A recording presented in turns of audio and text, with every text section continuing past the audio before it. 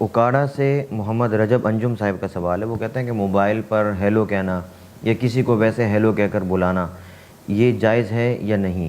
اور کہتے ہیں کہ بعض لوگوں کا کہنا یہ ہے کہ ہیلو کا مطلب ہے جہنمی. اس کے بارے میں بھی فرما دیں کہ یہ بات ٹھیک ہے؟ جی یہ تو ہمیں تحقیق نہیں ہے کہ ہیلو کا معنی جہنمی ہے یا نہیں ہے.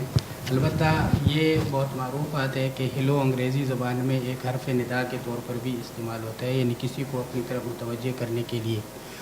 اور اس لیے اس معنی میں جب یہ معروف ہو چکا ہے تو چاہے اس کا یہ دوسرا معنی واقعی میں ہو بھی، لیکن اس کا استعمال جائز ہوگا، اس لیے کہ عرف عام میں جو معنی ہوتا ہے جس کے لیے لوگ کسی لفظ کو استعمال کرتے ہیں تو اس کو استعمال کرنا جائز ہوتا ہے. تو جائز تو یہ ہے، لیکن خود یہ لفظ جو ہے انگریزی ڈکشنری میں نہیں ہے. آکسفورڈ کے مطابق 1827 سے پہلے اس کا کوئی استعمال نہیں ملتا ہے.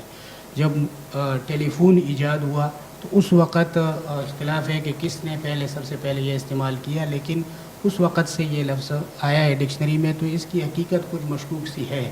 تو مسلمانوں کو تو اسلام کی طرف سے ایک طریقہ بتایا گیا ہے ملاقات کا، چاہے وہ ٹیلی فون کے ذریعے سے ملاقات ہو یا بالمشافہ ملاقات ہو. تو اسلام نے ہمیں السلام علیکم کہنے کی تعلیم دی ہے، اور آپ صلی اللہ علیہ وسلم نے اس کی بہت ترغیب دی ہے. افشوا السلام کا حکم دیا ہے کہ اسلام کو پھیلاؤ، اور علی من عرفت و من لم تعرف، جس کو تم جانو جس کو نہ پہچانو سب پہ سلام کرو.